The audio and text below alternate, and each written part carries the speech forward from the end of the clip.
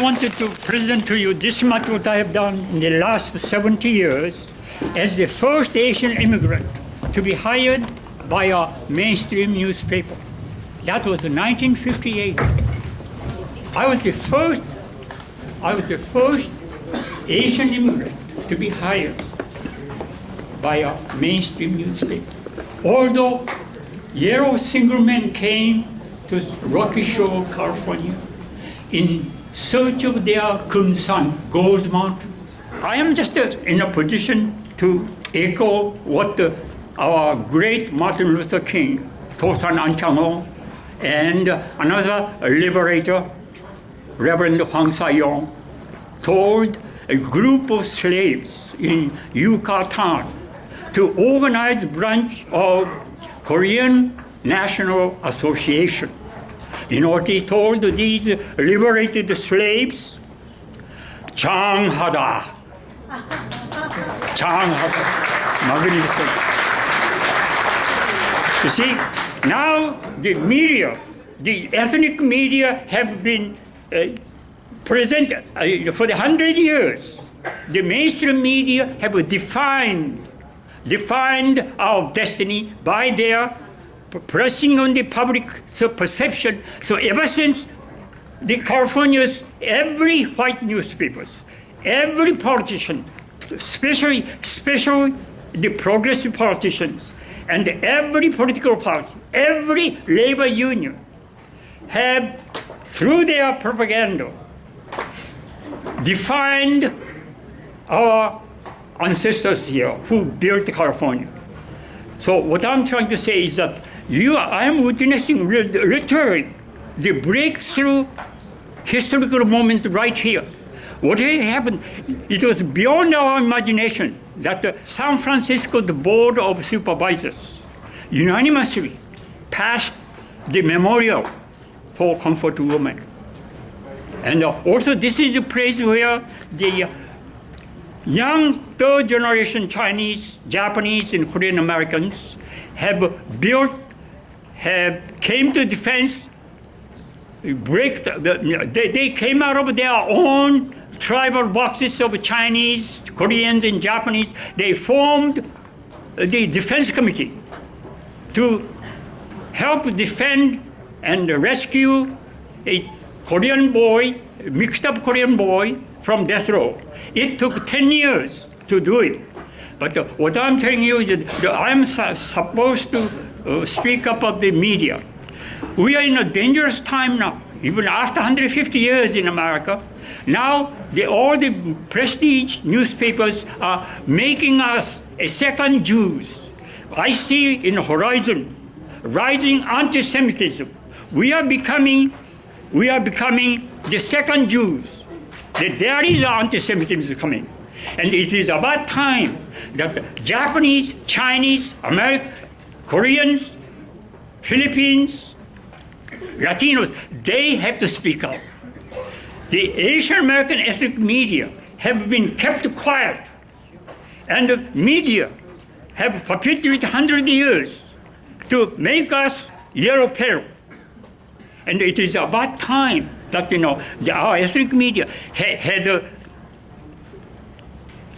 our ethnic media, Chinese, Japanese, Koreans, and Filipinos, had they banded together, we may be able to prevent mass incarceration of Japanese Americans. And I'm not joking. It is about time, because Asian Americans have been left out of national discourse for 150 years. And who are the enemy? Our enemy is us. We make our enemy because we are too damn quiet. We kept silent. And they defined us. Still, our public perception is we are ambiguous. We are uneasy. We have a double loyalties. And for instance, a week ago, New York Times had a big story about Asian Americans have become rich, highest income tax. Asian Americans have literally become most affluent family They have had the highest job occupation, and they have the highest SAT scores. Literally, they have made the Asians a second Jew. And this is a very dangerous time we have. We have to speak up. It's a dangerous time because we all immigrants from south of border and east of the Mississippi, we are all living in a killing field. We have succeeded. Two parties have succeeded, making our center of the city a killing field. We made a killing field in Vietnam, Cambodia. We have in the last 30 years. Every city has become killing field. And the two parties are responsible. And our children have lived in the killing field.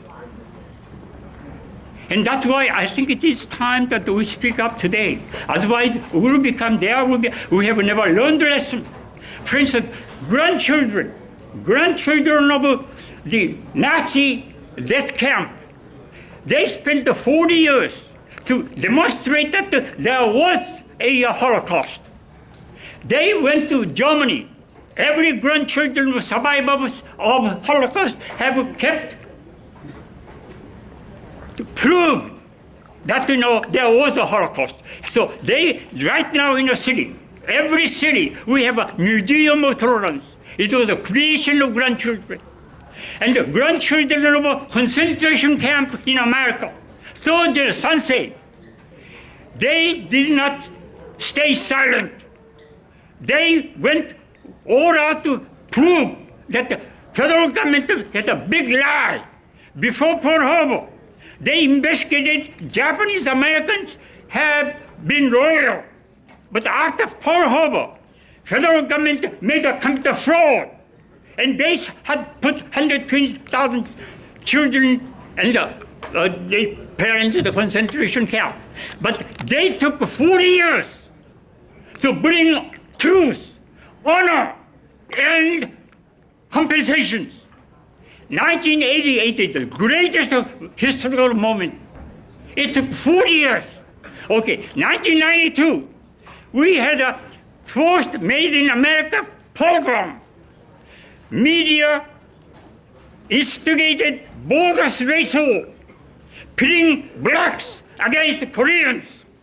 Although it was the greatest multiracial rebellion against the 30 years of denuding the killing field, the oasis in the city, all the jobs were sent out overseas. And they literally made South Los Angeles a killing field.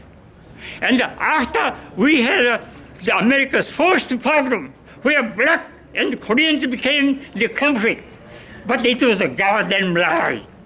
It was not the black and the Korean conflict. It was a multiracial, multi-generational.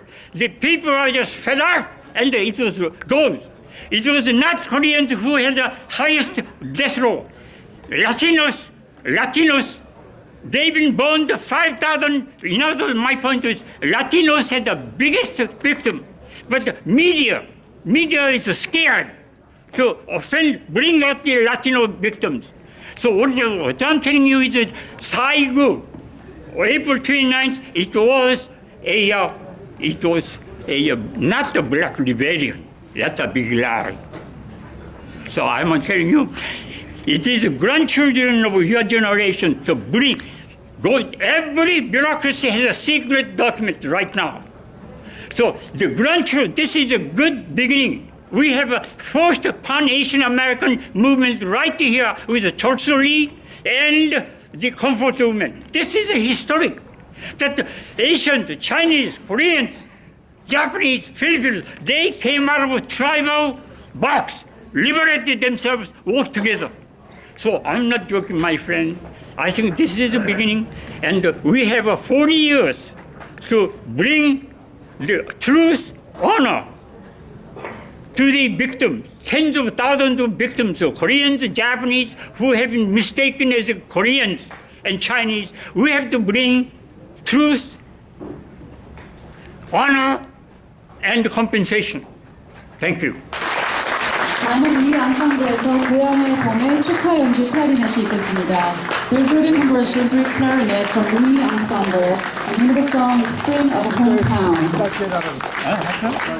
I love your passion.